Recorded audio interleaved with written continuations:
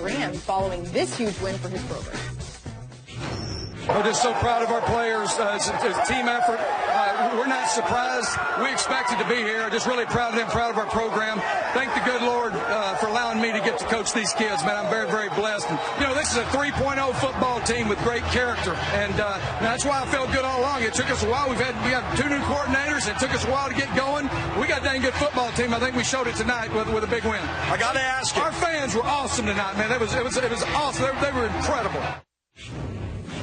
So, Greg and Marcus, thanks for joining us. And, Greg, you did that game. Ty Grantham goes from the hot seat to a major upset win. It was a big win, Paul. And it was quite unique to see how different they approached that game. If you look at Arizona State and Spears, they bring 0 blitz, probably more than anybody else. That means they're bringing everybody. I mean, they are bringing more than you can block. On Saturday night, they ran it twice, and they did so in times that you didn't expect them to. They had their curveball working for them the entire night, and Washington had no answer. It was really unique to see him adjust the way he did against the top 5. That what was a pretty efficient offense coming into that game, making them look very average. That's what I was about to say, G. You give up 7 points to Jake Browning in this offense, you've had a day, and people can talk about upset as much as they want to, but you earn these kinds, especially being a defensive guy, only giving up 1 touchdown to a really, really good offense and a Chris Peterson coach team. Right. You only give that up. Kudos to Arizona State, man, because they were left for dead. Yeah. My question to you, Paul, though, with the non-conference schedule that Washington had, are they essentially eliminated? Oh, yeah. They are in my book, Greg. But to me, last year should not have anything to do with this, but it's going to in my mind. Of course, I'm not on the committee, though. Well, if Paul was on the committee, we should all be really scared. If I was, Paul doesn't rush to if I was on the judgment, committee, the the number 2 seeded team would be Alabama's number 2 team. Alabama's backup is the number 2 team. Where would Auburn be ranked if you were on the committee, Paul? They would be home. No number, P-Town? No ranking number, just home. Home. As in watching on TV. That's rat poison, Paul. Yeah, you guys are all rat poison with all of this. And I think I want to continue back with the Pac-12 because, Marcus, when you look at what happened there, definitely with these Washington teams, is this a scenario where, as we're talking about, they're completely out of the conversation? I don't think so. I think now they're teetering close. Last year, Washington had to go undefeated to get into the playoff. Yeah. But when you look at USC and the games that they still have coming up, they have a chance to get some really good wins at the end of the season. But they're going to have to look different as well. And I don't know if anybody believes in the Pac-12's opponents to give them enough credit to get in the college football playoff. And then, too, you know, we have this discussion about the Pac-12 getting in, the SEC getting 2 teams in, Big Ten.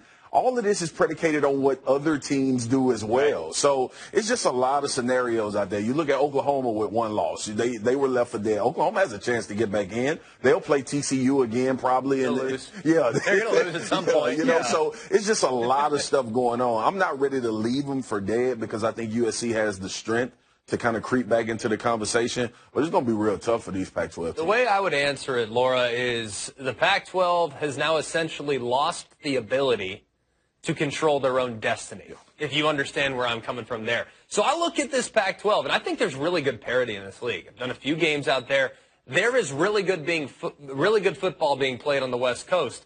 The problem is, right now, it's difficult to discern between their top teams and the teams that are maybe 4th or 5th, because you see Utah, who's probably around 4th or 5th, they almost become the winner against USC because of a 2-point conversion. You look at Oregon, they've looked good at times. They've looked awful at times. You see Stanford, who appears to be legit. They lost to San Diego State. Washington has a bad loss at Arizona State. Washington State now has lost to Cal, who looked awful in the 4th quarter against SC. So it's really difficult to discern right now. So I think because of how difficult it might be to prioritize those rankings in the Pac-12, they could take a back seat to the Big 12, the ACC, the SEC, and the Big 10.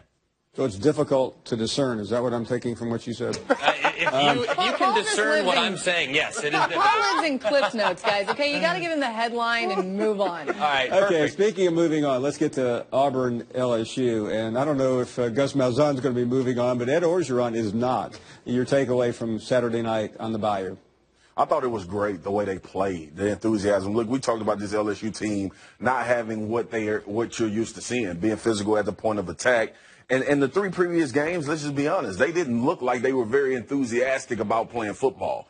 Obviously, having the coaches' meetings and the players-only meetings before Florida game, and you get a W, hey, it paid off. And then in this Auburn game, the thing that I enjoyed the most about watching the game is that they looked competitive. It was big plays that they made.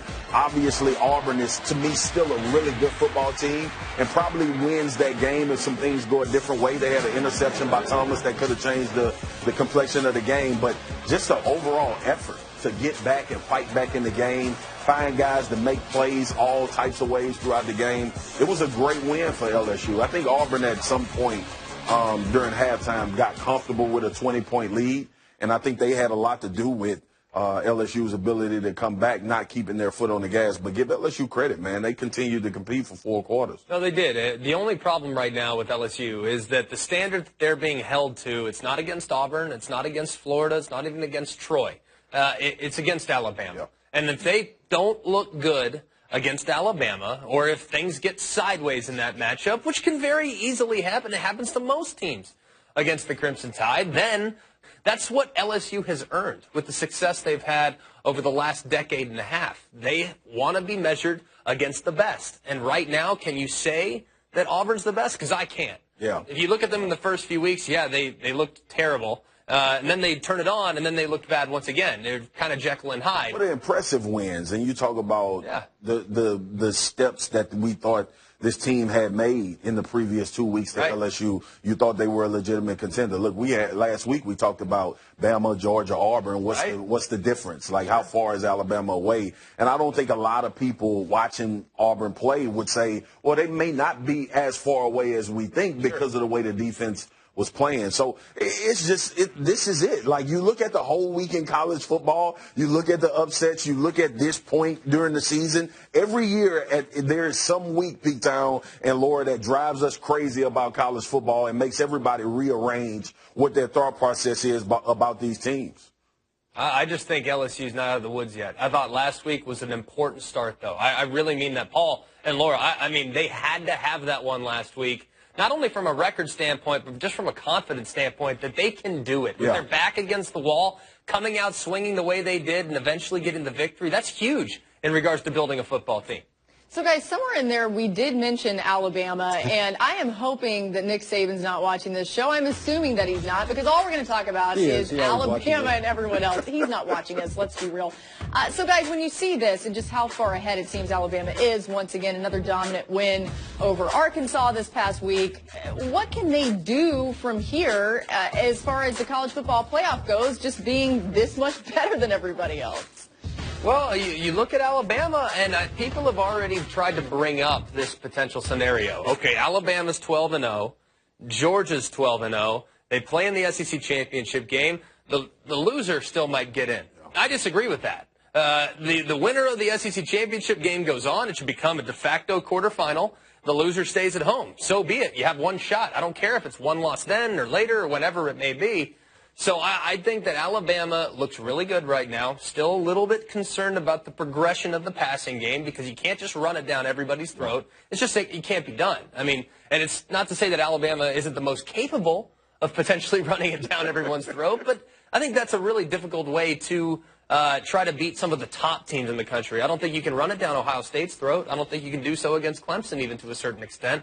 Auburn's going to be tough to run it on, and you know Georgia's going to play tough too. So they got to develop that passing game a little more still, Spears. All right, I hear you about the passing game. They're going to run it down everybody's throat. You think? Yeah. Come at me. Let's do it, man. I got time to do this, though. And I'm ready because I'm Other ready. Side, Spears. I'm ready to have a fight with all of the defensive coordinators that think they can sit back and play prevent defense when the game is on the line. I've watched this time and time again. I've been in the green room watching games. I've been in front of the television watching games. South Carolina, you almost gave this thing away by going to prevent defense and letting Tennessee just hit passes down the field. A three-man rush, quarterback has all the time in the world, and realistically, these guys on the back end can't cover that long when you don't have pressure on the quarterback. There are definitely telltale signs. You talk about Auburn LSU game, Dave Aranda going after Jarrett Stidham. Come at me if you disagree. The prevent defense is going to get your team beat.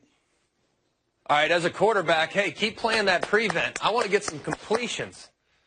I'm just kidding, Swag. Blitz the quarterback. All right. My message is for society. Society in general. Get them, G. In particular, Southeastern Conference fans, though. I want to focus in on you for just a little bit. I look at the league. There's 14 teams in this league. 9 coaches of the top 14, of the 14 teams, have at some point or another this season been on the hot seat. There are 5 coaches whose seat appears to be cool right now. That's a problem. Ed Ogeron was left for dead just a couple weeks ago against Troy. What did he do? He rallied his team.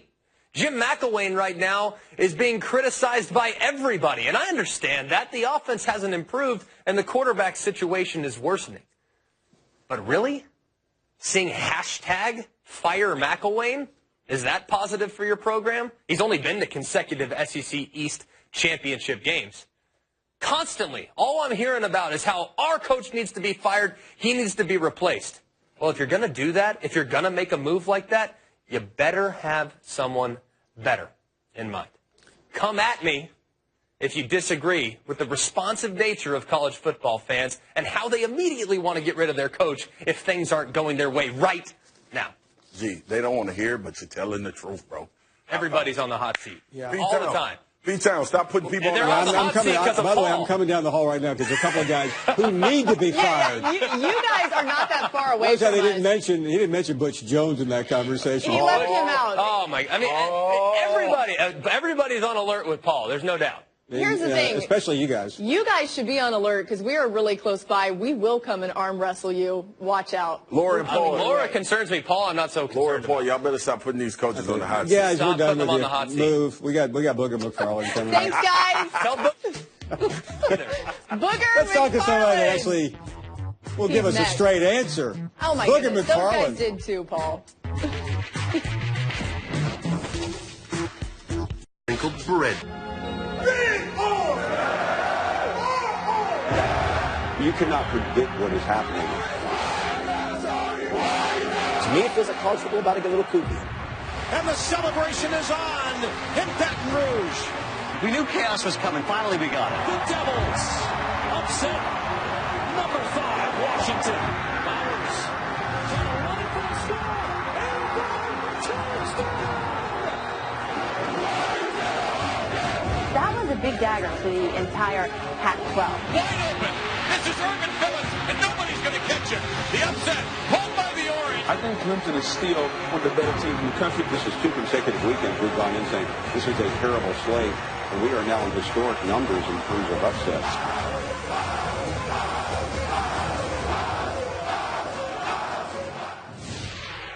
And look who's there, Laura. It is Booger McFarland joining us. Booger, thanks for the time. Let's get right to Kelly Bryant. Where is Clemson, and can they survive if he is not healthy?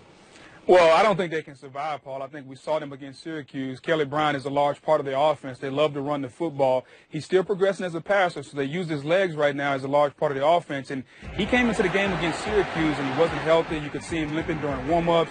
And Dino Babers said earlier today on Mike and Mike with us that we knew he couldn't run, so we knew that part of their offense was going to be taken away. And when that was taken away, Syracuse was able to suffocate them. Without Kelly Bryant, Clemson is not a playoff team. I'll say that again. Without Kelly Bryant being 100% healthy, they aren't a playoff team. With him, even with the loss, Paul, I still think they're a top 4 team in the country, and I think the schedule sets up for them. They can go on. They got some bigger games, especially the ACC title game. I think it sets them up well. Clemson, even though they lost and the world is coming down around them, according to everyone else, I still think they're in very good shape. Booger, the college football world got turned topsy-turvy, part of it being because of that Clemson loss. But let's talk about the Pac-12, Washington and Washington State losing. What were your impressions of that and how it factors in for the Pac-12 potentially getting a team in the playoff? Yeah, I think the Pac-12 is in a very, very prepared situation, Laura. I think your three best teams are all very flawed when you look at USC, Washington, and Washington State. I think USC just isn't playing very well right now. And I think even though they only have one loss in the schedule, if they were to run the table and win a Pac-12 championship, there is a path for USC to get into the playoff, but nobody's expecting that because of how they're playing. Washington, their strength of schedule, when you play the likes of Fresno State and Montana and Rutgers, your non-conference strength of schedule is absolutely garbage. So the fact that they have one loss with that non-conference schedule is going to hurt them. And I think Washington would probably be the weaker of the three, and the way they lost on the road, I think is going to come back to haunt them. So I think the road for the Pac-12 to get a team into the college football playoff got very, very, very difficult. Where does Oklahoma factor into all this, Booger? Because now, you know, that win over Ohio State is looking really, really good. Ohio State, a team that also could end up factoring in. Yeah, as far as Ohio State's concerned, I still want to see what we have in Ohio State. They beat up on some cream puffs. I get it. They look good. They're doing what they're supposed to do. I'm going to wait until they go against Penn State and some of the tougher teams to see if Ohio State is back. As far as Oklahoma, you're right, Laura. Oklahoma is in really good shape for two reasons. I think, number one, their path to a playoff is still in front of them. I think the game against TCU is going to be big. They could possibly get 2 games against Oklahoma State maybe. So I think they still have enough on their plate that they could make a case to be a potential playoff team. And on a different level, Baker Mayfield. I think he had a game this weekend that puts himself right back into the Heisman conversation against Texas. So I think Oklahoma, even though they're disappointed that they lost to Iowa State, I think they feel pretty good based on where they are, and especially what happened in the Pac-12 this weekend. Booger, let's talk about Auburn and LSU. Is that more about LSU coming back or Gus Malzahn but remaining Gus Malzahn, blowing big games with a lead? I think it's a combination of both, Paul. Let's face it. Anytime you get a team down 20-0, especially a team that's young, probably really not sure of themselves, you're supposed to beat that team. Auburn was supposed to beat LSU, but for some reason, Paul, Gus and the offense and Chip Lindsey, they took their foot off the gas a little bit. And you have to give Dave Aranda and LSU a lot of credit because, you know, we were on Coach O, and everybody was saying, is Coach O the right guy? All Coach O has done, Paul, is go to Gainesville and beat Florida. That's an entirely different story. I don't know if we got enough time to discuss that one. And come home and beat Auburn, 2 of the better teams in the SEC. So you got to give Coach O a lot of credit. You got to give Matt Canada a lot of credit for making adjustments. But that LSU defense, Dave Aranda, hey, I'm gonna give you a standing O because what you did in the second half, the adjustments you made, Dave Aranda showed everyone once again why he's one of the better coordinators in the United States of America. LSU played their tails off in the second half and pulled a shocker, Paul, because nobody expected them to win Saturday in Death Valley. Booger, I like that you did a standing O sitting down. That was big. Laura, I tried to be very cautious because if I stood up, my microphone would come off, and people would see that I don't have any pants on. I knew you didn't have any pants on. Did you just hear that? She's always got to be snarky. Okay, anyway, really fast. Booger, 2 SEC teams in the playoff. Do you think it happens? Well, if it does happen, it's only going to be Alabama and Georgia. And I think the scenario would be that both of these teams don't play each other until the SEC title game. Both of them come in undefeated. Both of them play a really, really good game. And I think at that point, we could see. Now, they're going to need a little help from the rest of the country. You're probably going to need one of those Big Ten teams that's undefeated to fall off. You're probably going to need maybe TCU Oklahoma to beat TCU where there's some situations in the Big 12. But I do think it's a possibility because if you just look at football, Laura, like throw the records out, throw all the polls out, who is playing better football right now than Alabama and Georgia? And I think if that continues, then you have an opportunity for the people in that room to say, if we want the 4 best teams, how can we not keep Alabama and Georgia out of the playoff? Yeah, who knows what they want, but you'll get to talk about it for the next couple of weeks. Booger, always great to see you. We'll talk next Monday. Thank you. Go put some pants on. I'll try to. Okay, yeah, I mean, Paul, we really don't usually wear pants, but we have to now. Ask Paul is next. Let's see what they ask us about. We'll be pantless.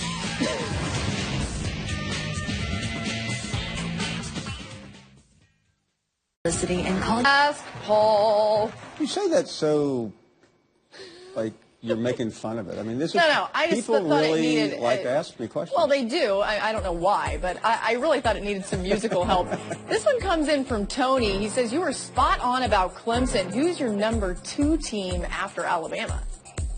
That would be Georgia. I think Georgia has done enough. You can argue about Penn State or TCU or anyone you want. But to me, Georgia is playing as the number 2 team in the country right now. And do you think that if Georgia and Alabama, this is my ask, Paul, to you. Okay. Do you think if Georgia and Alabama end up playing in the SEC championship game, it truly would be a competitive game? Because you wonder what the point spread would be on that. Interestingly, you ask. I checked in with Danny Sheridan, the well-known sports handicapper, and he said today, you have to say today because things change, today it would be a 13-point spread between Alabama and Georgia.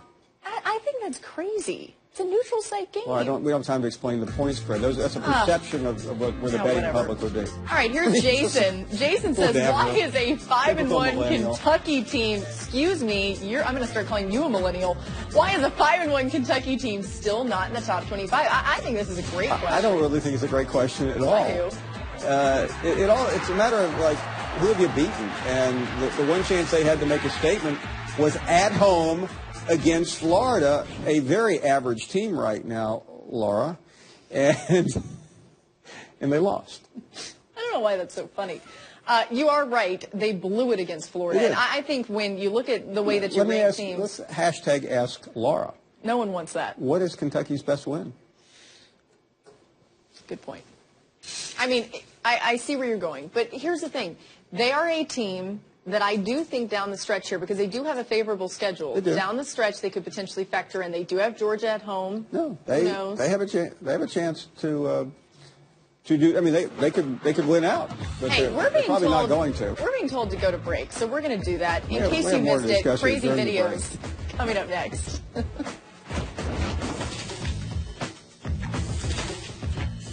You missed it. What's going on here? Have you ever heard of trolling, Paul? Occasionally. The Auburn mascot. Have I heard of trolling? Just talk to Clemson fans right now. Oh, my goodness. They love to troll. You trolled them. Anyway, the Auburn mascot dressed up as the Troy Trojan, and then they blew the 20. That did not age well. Sorry about that. All right. Well, that was all we had time for. That was really riveting stuff right there. I'm glad we did that. Well, I'm sure the Troy Trojan mascot appreciated it. Anyway, we got a lot of extra pub. We're done. Well, we're actually done really for this network. We have 4 more hours over on the SEC network.